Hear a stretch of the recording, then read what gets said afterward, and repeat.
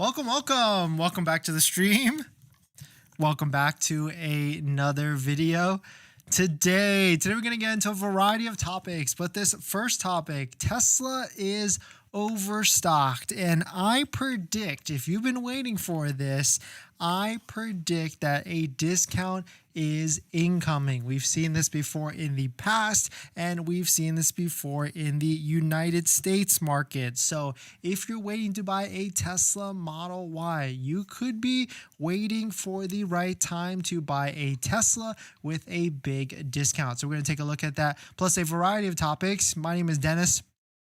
Usually this is where I run my intro really quick, but as you can tell, we are traveling right now. But this video is actually sponsored by my Patreon link down below in the description, where you can support the channel and get access to the ultimate Tesla buying guide out there with all the best interest rates for financing your Tesla. So definitely check it out. Patreon link down below in the description. So let us take a look at this. You can see here, this is just an example of big discounts happening in the North American market. Shout out to Sorry for posting this.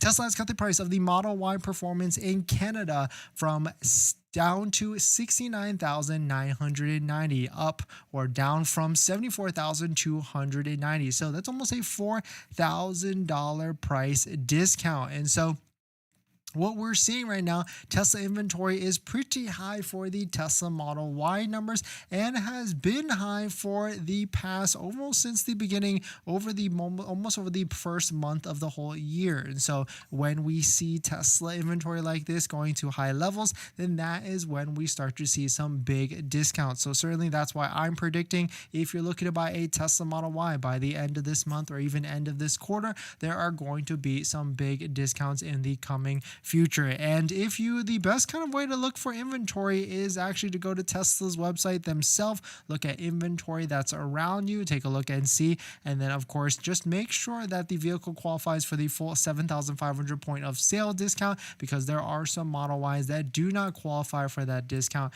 at the moment because they're like last year, but it does label and itemize whether that vehicle qualifies or not on the vehicle page on the Tesla website. But right now there's anywhere from $3,000 to $4,000 discounts, but we have seen as high as $6,000 to $7,000 off for inventory discounts. That's on top of the $7,500 federal tax credit incentive. And so certainly if you're waiting, you might as well wait till the end of this month, and maybe even wait till the end of the quarter, which is going to be March, because that is when, if you're new to this, that is when we start to see inventory and incentives and other discounts that start to populate by the end of the quarter. Don't forget to also use a Tesla referral code link, just like the one down below in the description, so you can get 6 months of or 3 months of free supercharging, which is valued at $600. But let us know, are you looking for a Model Y? Are you looking for a Model 3 Highland? Or are you just looking for whatever's the best deal out there with the best discounts and incentives? But we're going to jump into the next topic. Scat, thanks for coming in. Is there ambient lighting part of the 2024 refresh? There's ambient lighting in the Model 3. Yes, for sure. Antonio, that's a noticeable cut. It's smaller market than the US. They're definitely getting rid of overstock of older cars. Newer models go up, like long range Highland. Yeah, 100%. I personally think Tesla is overstocked, and we're going to definitely see some inventory discounts and incentives in the near future. Tony, thanks for coming in. If you're referring to the 2024 Model 3, yes, thanks for answering that question, Tony, and hopefully you're doing well and everything. All right, what else we got? In this next topic, Porsche just released the 2025 Taycan, and we'll talk about why this is important to you as a Tesla owner or a Tesla buyer, because Porsche just killed the charging game, or killed the competition essentially for the charging curve game that's out there. So we'll take a look at it and explain to you what that exactly means and why it's important for you as a Tesla owner. And so let's take a look at it. But if you're just joining in, my name is Dennis. I love talking about Tesla deal hacking, so definitely hit that subscribe if you're interested. So shout out to Brandon. He posted this. Newsflash for those who haven't been paying attention. Tesla has not been a leader in the vehicle charging performance in years. So the other day, this is a post from Johnny, the Porsche Taycan, the 2025 one that just came out, just got released for the stats for the charging curve. And the stats are pretty insane. 0 to 62% in 12 minutes, 0 to 80% in 18 minutes, and 0 to 95%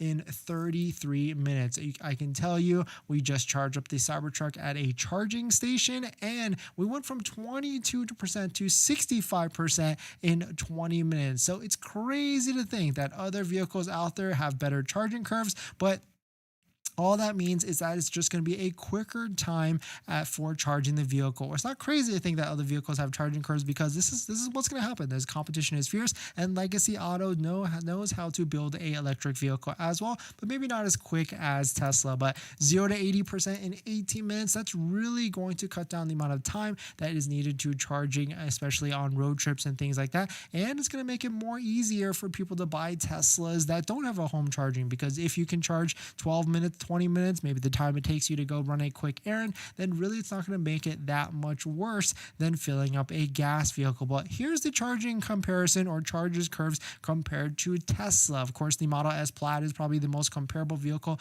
to the Porsche Taycan, and you can see the green and the pink line are the Porsche Taycan charging curves. You can see, if you notice, if you own a Tesla currently, the charging curve slows down a ton for these vehicles. And where the brand new, I mean, yes, it's a 2025 versus a 2022 Tesla Model S Plaid, you can see it charges way quicker and keeps that charging speed a lot quicker, or a lot longer with charging these vehicles. Whereas the Model S, it really starts to taper in terms of kilowatt speed as you go higher and higher. Maybe Tesla does this for conservative reasons. Maybe Tesla does this because they don't want to burn out their batteries. Well, it could be a variety of reasons, but either way, what this means to you as a buyer is that Teslas do kind of charge slower than other manufacturers and other vehicles out there. We already knew this because other OEMs can already go up to like 350 kilowatts, but maybe we'll give it time and Tesla will be able to update their charging speeds and everything in the near future. Because yes, there's V4 superchargers coming out right now, but they're still capped at like 250 kilowatts, whereas other manufacturers at 350. And so yes, it could be a bad comparison to compare like a Taycan versus a Cybertruck, but it also, it's something to be said about the 2025 Cybertruck and the 2025 Porsche Taycan. So let me know what your thoughts are. Let me know what you're thinking. We're going to jump into the next topic.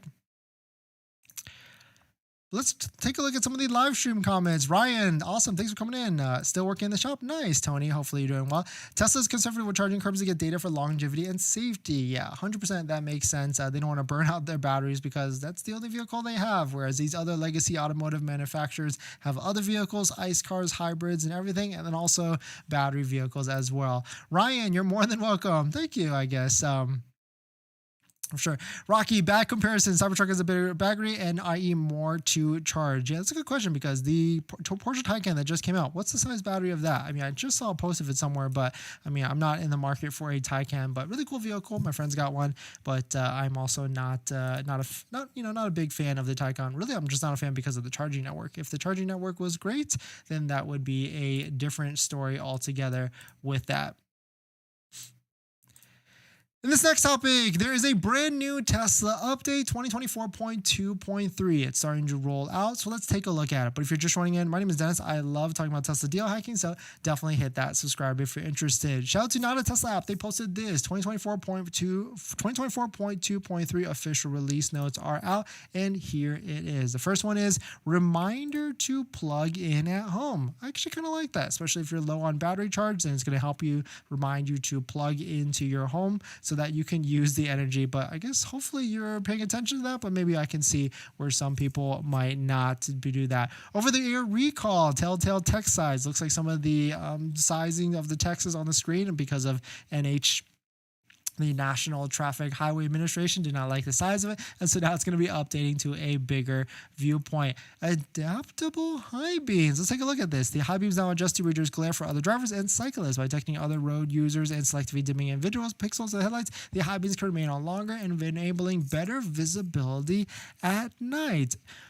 Editor's note: this edition is currently only for the new Model 3 and does not add support for matrix headlights and other vehicles. This featured release notes have been translated from German, so it seems like this might be a Europe thing. But I mean, this comes out for the US. I would love that because it is kind of nice to have your adaptive high beams on longer, especially if you're driving at night. And if it can weave out different cyclists and other vehicles, then that would make a lot of sense. The next one is efficient charging. Your vehicle now adjusts the power level of each DC charging station, so battery preconditioning when you're navigating to a charger, and then charging can be more efficient. See, this kind of thing. Tesla always likes to update their vehicles, adds improvements, so this is good to see that for the Tesla vehicles.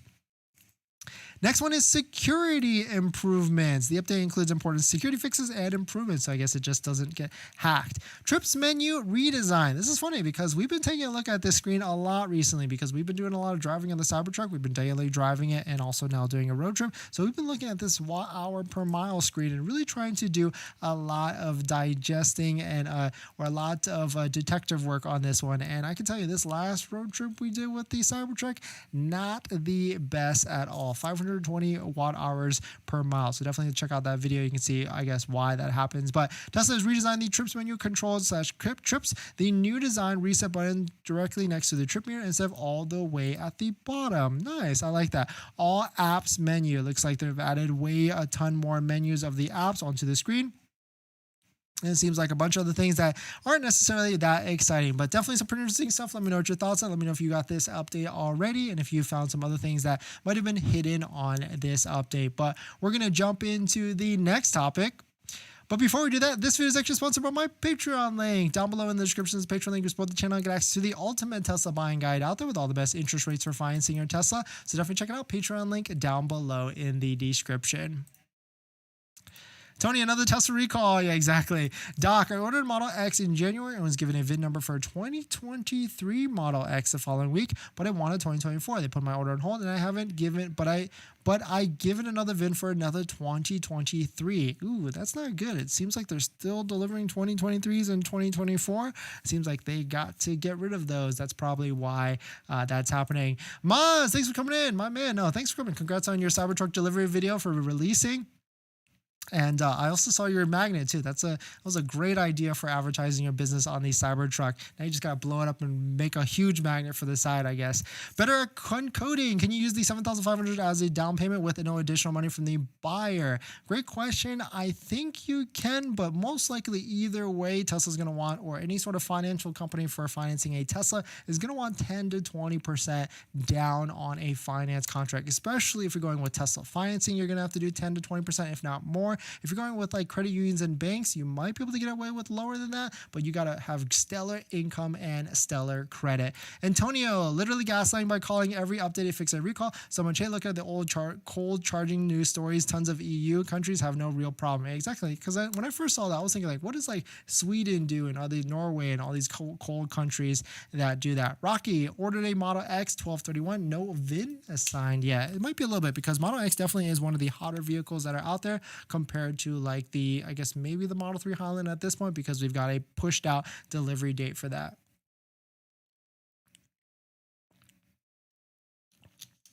Chemist, thanks for coming in. Any feedback on when they start selling non-foundation Cybertruck? I got an invite, but only approved for $72,500. I think that's going to be at least a year from now, maybe even next year, because that's what Elon said on the earnings call, that they're basically sold out of Cybertruck. That's what would be my guess at the moment. Samuel, what's the best insurance for New York? Great question. Most likely Tesla insurance. Scat, just got a VIN Friday. It was a 2024 Model X Performance. Nice. Or Model X Plaid.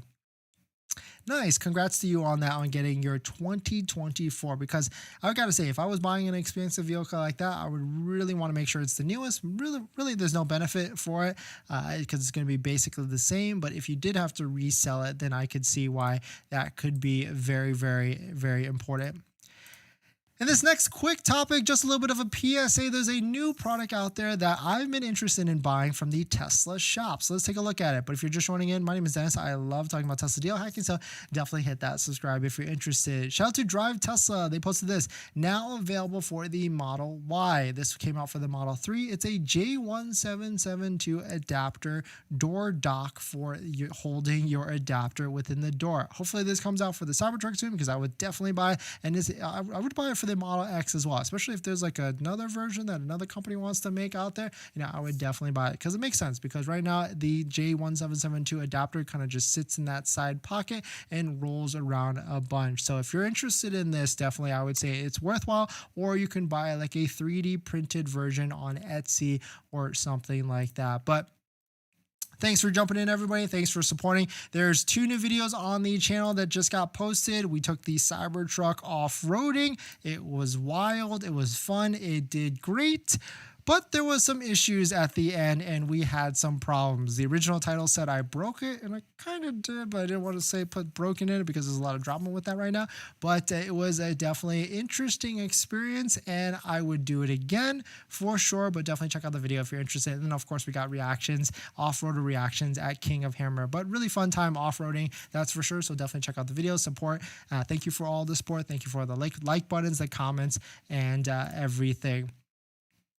Mandy, are the Model Ys available in inventory 2023? Why can't they specify something as simple as the year? Great points. Tesla just doesn't like doing that for some reason. They like to keep that hidden. But once you place the deposit, of course, you get the VIN, and from the VIN, you can find out the exact year, what it actually is. But I guess the only way to kind of tell right now is that the 2023s don't qualify for the federal tax credit. So that's one way to tell whether it's 2023 or 2024. Samuel, Tesla insurance is not in New York. Okay, then probably your best bet after that is maybe like Costco, if that's available, because that might not be available either. ALX, thanks for coming in. Is there camp mode in the Cybertruck? How is the interior sleeping area compared to the Model Y? 2 great questions. I've got a great video idea on that, and we'll probably go through that, but I don't think there's camp mode, but I haven't tried sleeping in it yet. Mandy, Tesla insurance rates in Miami are crazy. Actually, I didn't know that Tesla insurance came out in Miami. I think that was like one of the last things that was going to come out to that market, but really cool that they were able to come out. But I mean, really the problem is that Tesla insurance is crazy, or Tesla insurance for your Tesla is crazy kind of everywhere. And so unfortunately, Tesla insurance is a little bit cheaper, but still it's a little tough at the end of the day. But thanks for jumping in, everybody. Thanks